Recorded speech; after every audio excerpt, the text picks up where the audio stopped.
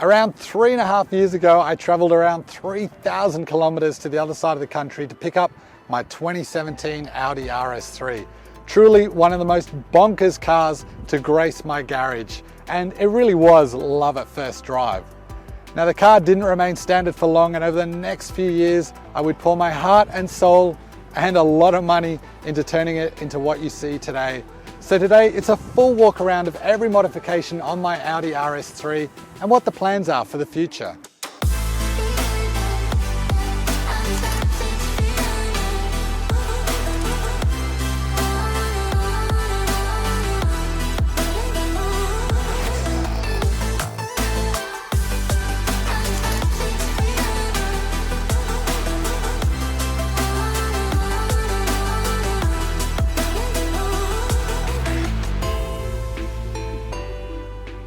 One of the first things I wanted to change was the standard RS3 blade wheels. And what I ended up opting for were these gorgeous BC forged RZ22 wheels in a dark brushed black color. Now specs were dialed in at 19 by 9.5 with an offset of 42 at the front, 45 at the rear with a deep concave profile on the rears as well. Tyres were a Nitto Invo 255/30 R19s, and although they can be a little bit noisy on the road, the level of grip was excellent. With the wheels sorted, it was time to drop the ride height. I initially dabbled with some KW HAS adjustable lowering springs, but that resulted in way too much suspension noise, so they were quickly changed out for some 034 Motorsport Dynamic Plus lowering springs, just for that OEM Plus mild drop in ride height. So with the car sitting just right, I wanted to make it look a little bit more aggressive whilst keeping it unique. Now at the time, I had a little bit of an obsession with forged carbon, and after many days of research, I finally found a company right here in Australia that produces side skirts, front splitters, and a bunch of other stuff in pretty much any flavor of carbon fiber that you can think of. So the result was this 5-piece forged carbon fiber kit from a company called Horsch Carbon, and that includes the front splitter, side skirts, and these awesome canards at the front. And for a while, this was the only RS3 in Western Australia running this kit, and it definitely created some attention. But of course, now the forged carbon fiber bug had hit, and I wanted more, things like the mirror caps and the spoiler, just to tie everything together. After a failed attempt from Horsch Carbon to actually custom make some forged mirror caps, I actually found a company called Deutsch Premium Carbon who had these forged mirror caps in stock, and I immediately had them shipped over. And as for the spoiler, I wanted to keep it looking OEM plus, nothing too garish. I ended up settling for this Revo Sport Revoluzione forged carbon fiber lip spoiler with these little sticky up bits. Finally, the forged carbon fiber look was complete. So with the exterior of the car looking on point, I really wanted to focus on this beautiful Nardo paint color and lock it in and slow the aging process as much as possible. So the car spent 3 days up with my good friend Paul at Alchemy Automotive Detailing, who basically paint corrected the entire car and then locked it in with a triple layer kamikaze ceramic coat. To this day, the depth of shine it returns is amazing, and it makes washing an absolute pleasure.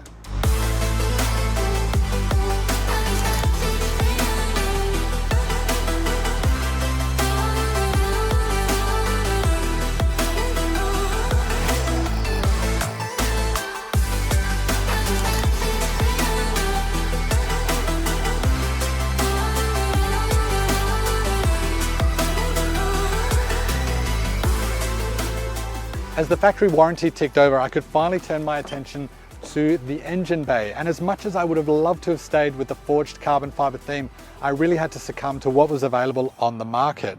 So on went the Integrated Engineering carbon fiber cold air intake, which is an absolute monster of an intake and really a work of art. And let's not forget the crazy induction noises this thing makes as well.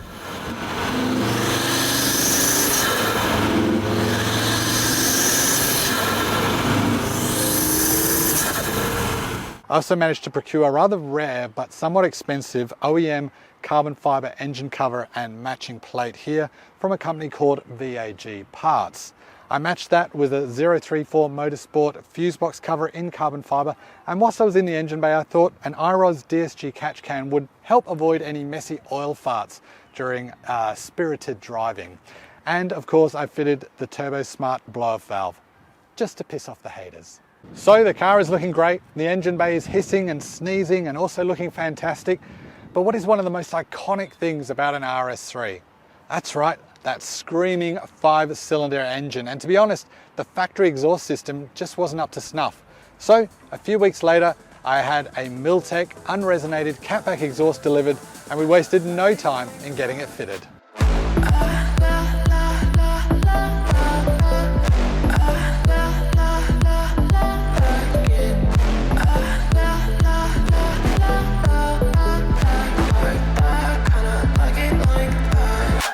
And the result was breathtaking.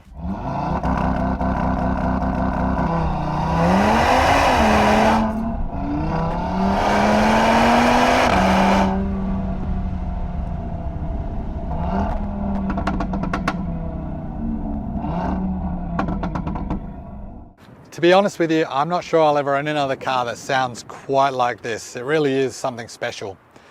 Talking about the exhaust, obviously the OEM one is a valve system and Miltech is as well.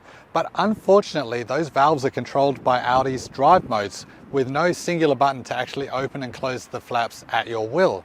But fortunately, there is a company called CT who have developed a module which is totally hidden, which allows you to control your flaps with a simple double tap of your traction control button. The module also doubles as a memory device for your drive modes, and most importantly, it remembers your auto stop-start settings. So that means no more fighter pilot sequences when you get in every morning to switch all these things through to your desired setting. With the exterior looking sharp, the engine bay gleaming, and the exhaust note bouncing off nearby aged care facilities and tunnel walls, it was time to turn my attention to the interior. Now, to be honest, the RS3 interior is actually quite a classy place already, and you'd be forgiven for saying it doesn't need to be mucked around with. But I saw a couple of opportunities for improvement. The main highlight in the cabin is, of course, the fully customized steering wheel trimmed in carbon fiber and Alcantara. It comes complete with shift lights and a little information screen. I matched those up with some Lamborghini Urus shift paddles just to give that extra premium feel. I then changed the door trims to match the carbon fiber of the steering wheel. And finally, and this is the one I'm proudest of, the seat backs of the front seats I had retrimmed in an Alcantara to get away from that harsh plastic that the OEM ones have. And I think it helped really soften the interior and add that bit of class and sophistication. So now I'm really happy with the way the car is looking, but after a few years of ownership, I'm starting to get used to the factory 400 horsepower. Don't get me wrong, the car is blindingly fast out of the box, but I wanted just a little bit more. So I sent my car up to Eurospec Automation, where my friend Phil tuned the car to a mouth-watering 450 horsepower and 600 newton meters of torque. And boy, did it transform the car. Sports mode transmission. Oh, that is brutal. Oh, that's 100. Holy cow. All right, foot on the brake. Throttle, launch at 4,000. Oh my God. Whoa.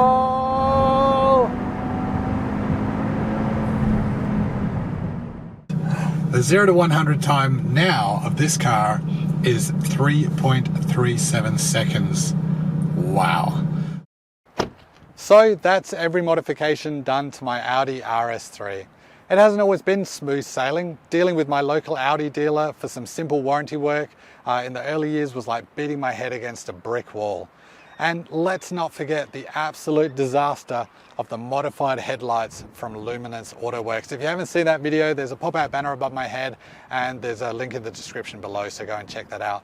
But thankfully, that's all water under the bridge now. And for me, the car's finally finished. For me, it's perfect. So what are we standing around here for? Let's go for a drive.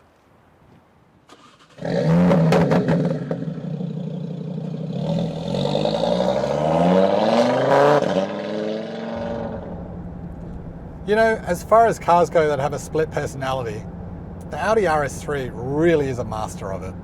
Right now, I'm cruising, quiet, could happily take my mum down to the shops in this. But with one push of a button, this thing will absolutely tear your face off. Excuse me whilst I open the sunroof.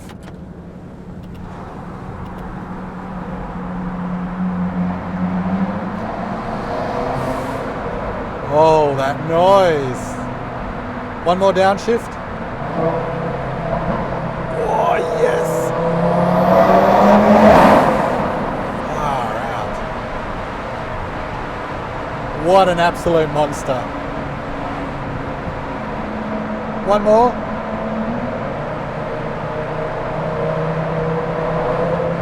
Here we go.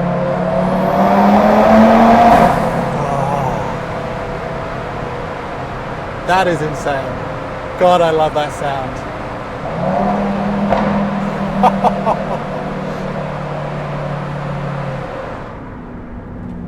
I love that despite the lack of a huge wing, bonnet vents and massive flares, the RS3 is starting to be recognized out on the street for its blistering performance and tunability. So you do start getting people come up and know exactly what they're looking at, which is cool. And thanks in part to companies like IROS, a 1300 horsepower, 8-second quarter-mile RS3 is actually a thing, which is crazy.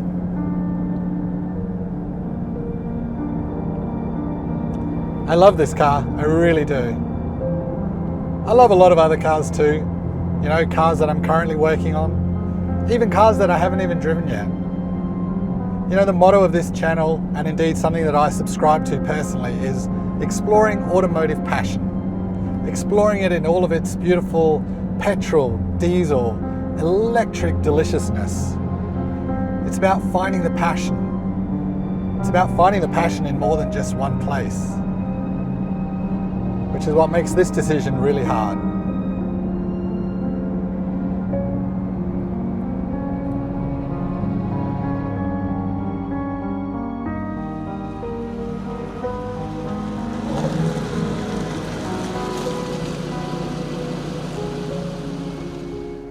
Keen-eyed viewers might have noticed that the number plate has changed. And that's because after nearly 4 years, I've decided to pass the Audi on to its next owner.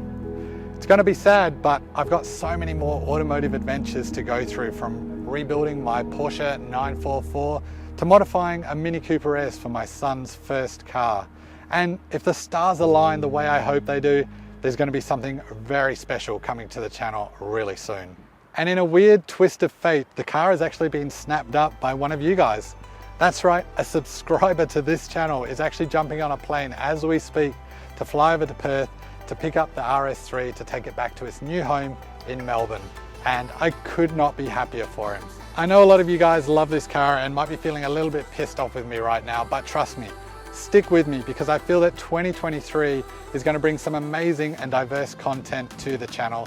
So if you're a lover of everything automotive, please hit that subscribe button, hit that notification bell, because I'd love for you to be a part of the next few chapters on the Frax 77 channel.